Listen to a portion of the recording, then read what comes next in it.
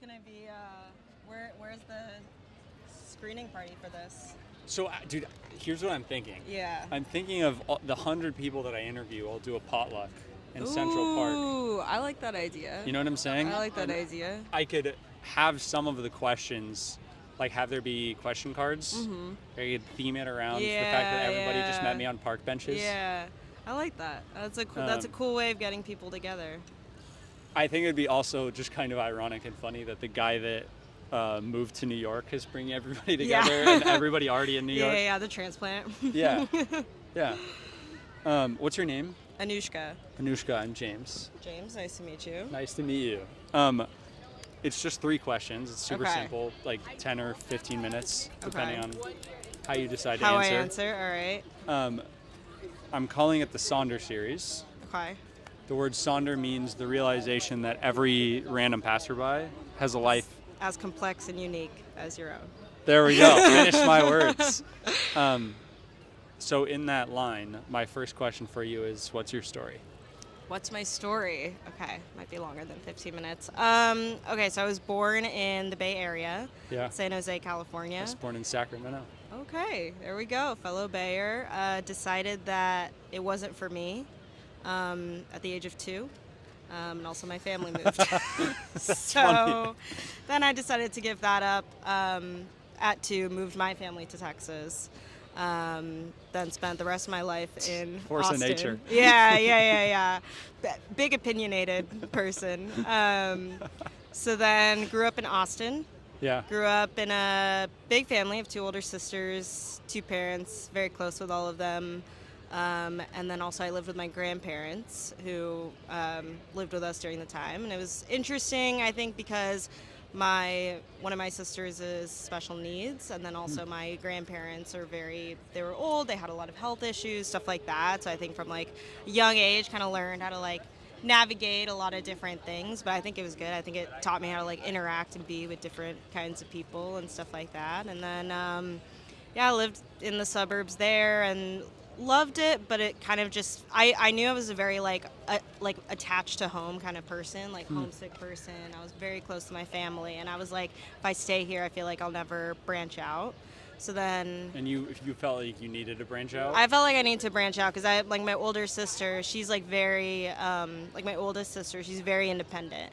She was always really good at like putting herself out there, making friends, and then she went to college when I was in middle school, which was hard for me. She was my best friend. Yeah. But she went to college in Connecticut, which is very far and kind of random from where we lived. But it inspired me. I was like, oh, you know, that's I feel like admirable to like go somewhere new, and I feel like it helped her a lot. And even my parents, like they immigrated here, so even them coming somewhere new like helped them grow a lot. So I was like, I kind of want to like try that. So then, when I was looking at colleges, I pretty much only looked out of state.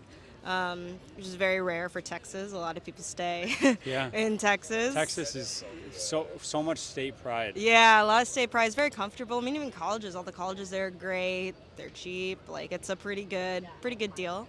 And then I went to college. I went to USC, so I went to Los Angeles. And I really liked it. I think like the first year it was a little challenging, just like new place, new friends, like that kind of thing. And then COVID happened. And so then I went back home. Yep. And that was like very challenging in a lot of ways, like being just very isolated and like.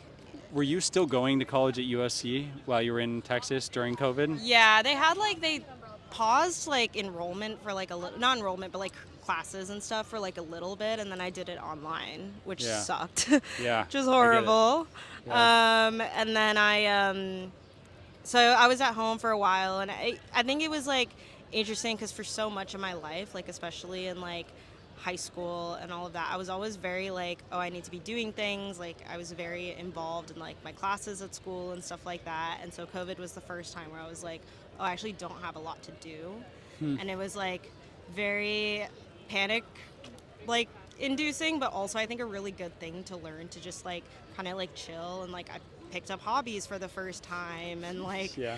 relearned how to read and Yeah. recreationally and would like go on walks. And it's funny, I would go on walks in a neighborhood that I like grew up my whole life and I'd be like, oh my god, this is so pretty, I didn't know this is like looked like this in the fall. Like it's so Crazy to nice. see something a few years removed. Yeah, when you don't have all the stress of like stuff on your mind because there was truly like so little going on at that time. Mm. But then went back, so I was like a junior in college at this time, went back to LA. By this point, my sister she used to live in LA, and that's part of the reason why I wanted to go to LA. So she moved to New York. So I was like, okay, so now I'm alone again. You're just But following your sister yeah, I'm just around. following my sister. Yeah, so she actually lives like right there too. Let's go.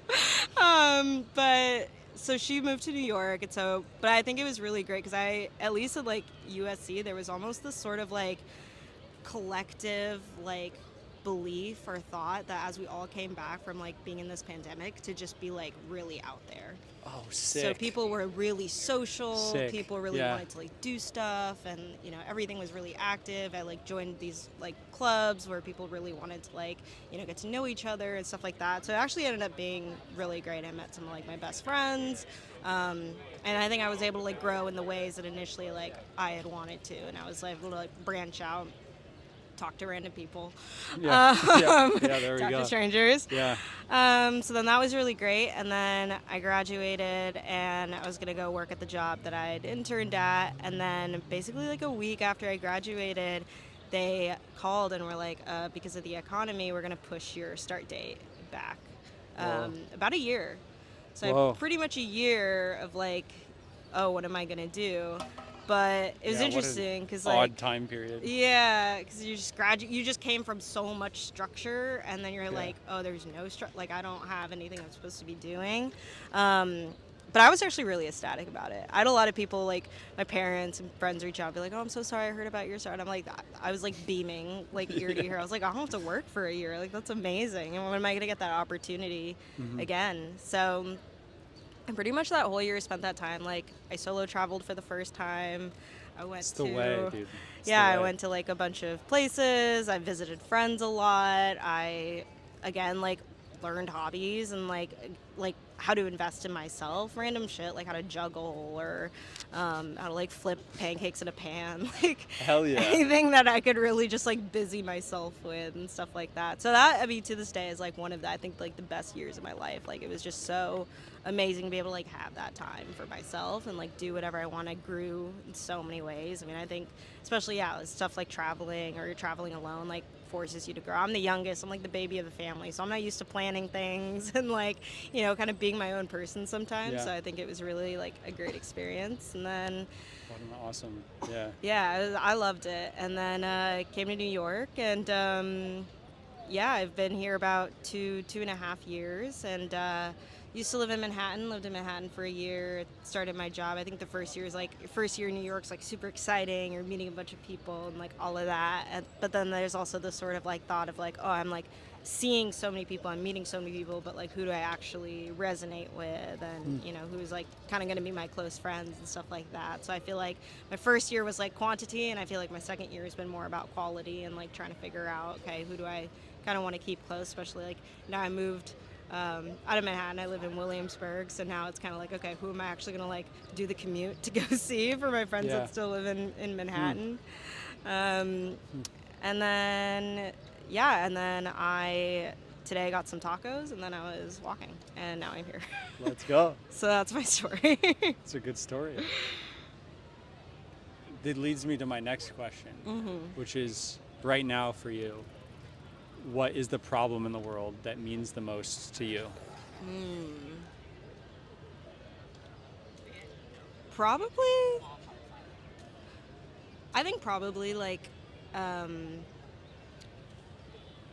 both like laws and regulation, and then also like treatment of people with special needs, just because like my sister has it, so it's very close to me, and also my cousin has special needs, so I've like seen how they move through the world and basically how difficult it is for them at like every turn and corner, both from like a school perspective or a work perspective or like insurance perspective, but also just from a like social perspective and like being able to like feel like a normal person. I mean, quote unquote normal. It's like an ambiguous term, but being able to do things that like even something like going to prom or something like that like isn't an experience that they necessarily like get to have. And so my mom had started a nonprofit in Austin.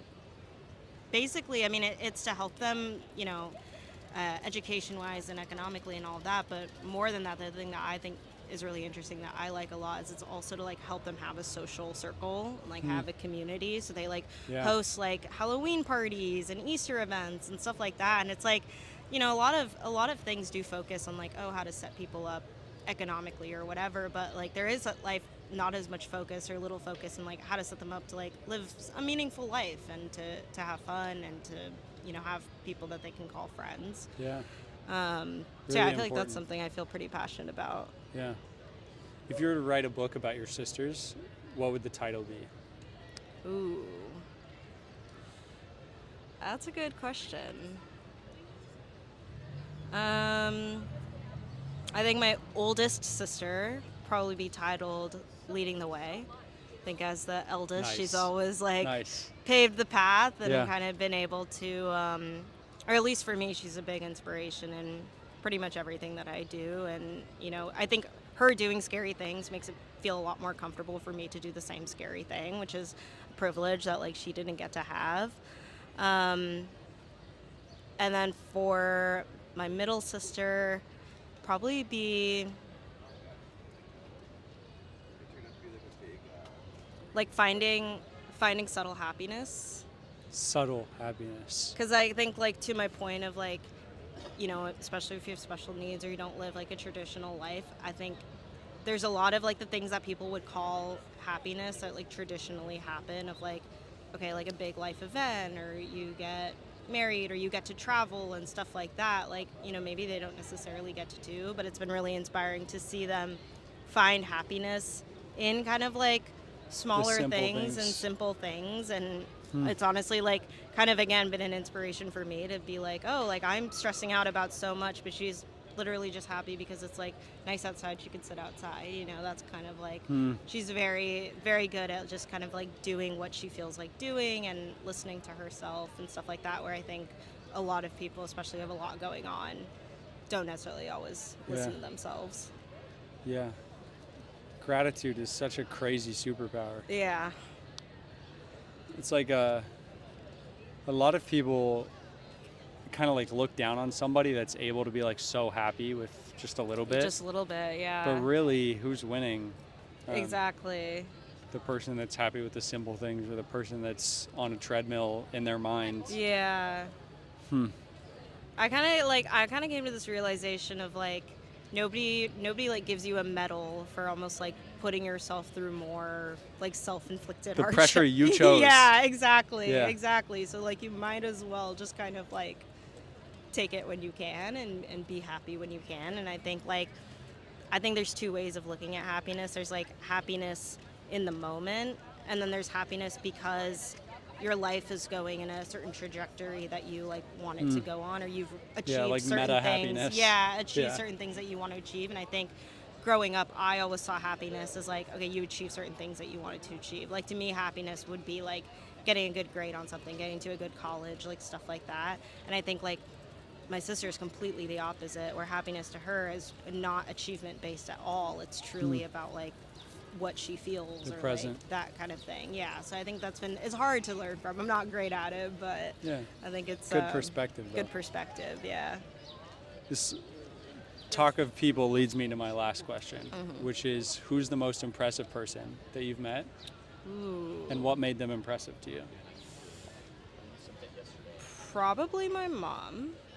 I think my mom grew up, so she grew up in India, and she also grew up at a time where women in India didn't necessarily have a lot of choice in their life. And so I've actually talked to her about this, like she pretty much grew up like knowing that she was gonna like, her main thing in life to achieve was like getting married and having kids and that kind of thing. And it's so different than like how my older sister and I like look at life. Like that's barely even on our like horizon right now. And so for her to grow up knowing that that was kind of going to be like her destiny, is very limiting. but she's taken it in a really, really expansive way. So she did end up getting married, and then she moved to the States because it's where my dad was like, went to college and got a job and all of that. And for the first like half of her life, or even her adult life, it pretty much was that predetermined destiny of she was, she was a mom. She was, it was kind of like didn't really work. She was like taking care of things around the house. She lived with my dad's parents, her in-laws, who were, like I said, had a lot of health problems. She had to take care of them. My middle sister required a lot of care. Her whole life was basically just dedicated to Care. like giving to other people and Wow. like not giving to herself.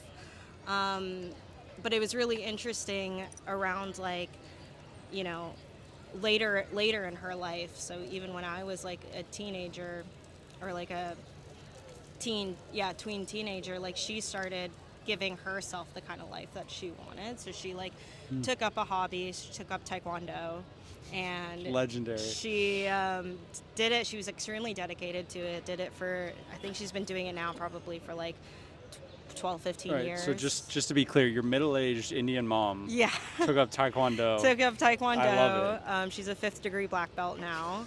Baller. And an instructor. So Yeah. that's like something that she takes a lot of pride in being able to do, and being able to like teach others and stuff like that. And then, like I said, she started a nonprofit a couple of years ago, where she gets to take a leadership position in that. Like Sick. she's the president of that. And just like, yeah, seeing her be able to take control of her life, even if it was later in life and with no structure. Like I think like, my dad, for example, is a very like traditional picture of success, where it's like he went into a career, he did very well in that career, like, all of that. And it's impressive, but it's also kind of like structured. You go into a career and you kind of know like how to do well, and you do well. But for her to kind of like, there's no recipe for yeah, middle-aged moms. yeah, exactly. For her to kind of create all of this stuff out of nothing, and to still be like she is.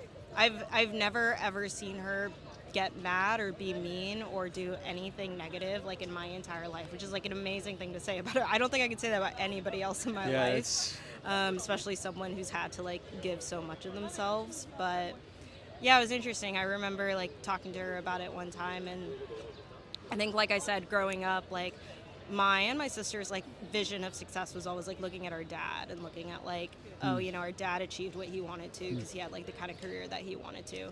But it was interesting because I was kind of talking to my mom about it once, and she was talking about how she actually achieved everything she wanted to achieve because when she was a kid and like in like what is it, like elementary schooling, middle schooling, like stuff like that, she really wanted to work in like charity and I can say Philanthropic. Philanthropic, yeah. And then the other thing that she always wanted to do when she was a kid was be a teacher. So those were like the two things that she wanted to do, but like obviously she kind of went her whole life being like, oh, I'm probably not going to do it, kind of have this thing that I have to do. But for her to kind of like now be full circle of like she is a teacher, she does have like a nonprofit, a charity, I think is really amazing to be like, oh wow, she actually did accomplish like She did it. what she wanted to, yeah. Whoa. Pretty cool. Yeah. Extra credit question. Okay. To close it up. Okay. What's your New York advice for me since I just moved here? Ooh, my New York advice.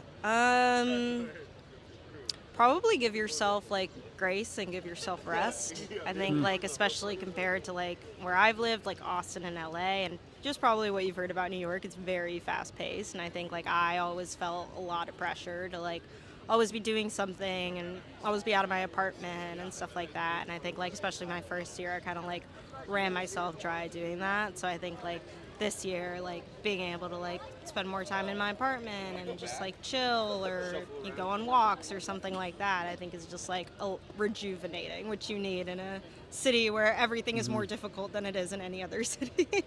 Yeah. There's no need to have FOMO. Yeah, Really. yeah. Just do what you want to do. Because I was going to say put yourself out there, but it seems like you're already pretty good Yeah, at you're- that. So here I am on a park yeah, bench. you don't need that advice. Yeah. It's good advice. Yeah. Thanks for stopping. Yeah, and of being course. No, thank you for the inquisitive questions. Yeah. And I hope your rest of your interviews go well. It'll be good. Can I invite you to the potluck? I would love to. Can I give you my Instagram? Yeah. Do you have Instagram? I do. Sweet. I think it will be fun. There will be so many different people from different places. Yeah, I'm And the other thing is, it's the food. Food is so like core to Yeah. people that it will be a lot of different kinds of food, I think. I like that. I like that. All right, James, it was nice to meet you. Nice to meet you. I'm so glad that you're here with your sister. Yeah. That's a I'll good keep thing. following her until she